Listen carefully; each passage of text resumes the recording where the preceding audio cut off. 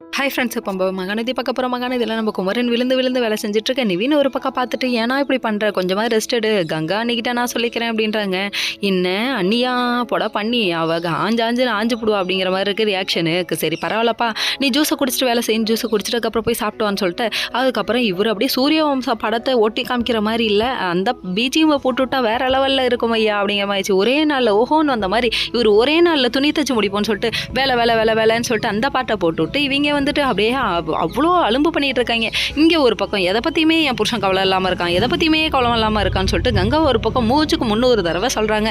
அக்கா நீயும் நானும் போகலாம், இந்த கடையில் போய் ட்ரெஸ் எடுக்கலான்னு. அவங்க சொல்ல ரேட் அதிகமாக இருக்கும்டி, அதெல்லாம் பார்த்துக்கலாம், எவ்வளோ ரேட்னாலும் பார்த்துக்கலாம் அப்படி இப்படின்னு சொல்லிட்டு இருக்காங்க. உடனே குமரன் என்றீங்க, உடனே இந்த எந்த கடைக்கு போகணும் துணி எடுக்க, உனக்கு அதெல்லாம் ஞாபகம் இருக்கா இல்லையான்னு சொல்லிட்டு கண்ணா பின்னான்னு கத்த ஆரம்பிச்சிட்டாங்க. இல்லைப்பா எனக்கு ஒர்க் அதிகமாக இருக்குது, நீங்கள் போயிட்டு வந்துருங்க, காசு கொடுக்க, என்ன நீ நினச்சிட்டு இருக்கேன்னு கண்ணா பின்னான்னு கழுவி ஊற்றுறாங்க. அந்த டைம் பார்த்து என்ன பெருசாக காசு கொடுக்க போகிறான்னு நினைக்க 15,000 கொடுத்துருக்காரு. அடேங்க அப்பா, பட்டு புடவை எடுக்க 15,000 ஏமா, இவ்வளோ சிம்பிளுன்னு சொல்லிவிட்டு கடைசியில் இவ்வளோ வசதியாக அவர் செய்கிறாரு. ஆனால் இதையும் உனக்கு பார்த்தா பிடிக்காது, ₹1,00,000 கொடுத்தா தான் உனக்கு பிடிக்கும், நீ போட்டி பொறாமையில் பொங்குறமா, அந்த பொறாமையை தூக்கி அந்தாண்ட ஓரமாக வைமா அப்படிங்கிற மாதிரி ஆயிடுச்சு இவங்களோட ரியாக்ஷனு.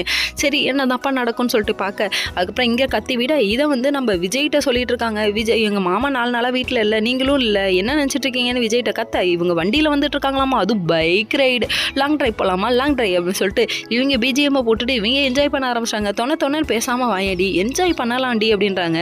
உண்மை, நீங்கள் என்ஜாய் பண்ணுறீங்களோ இல்லையா, உங்கள் 2 பேரை வச்சு மொத்த உலகமும் என்ஜாய் பண்ணுது அப்படிங்கிற மாதிரி ஆச்சு.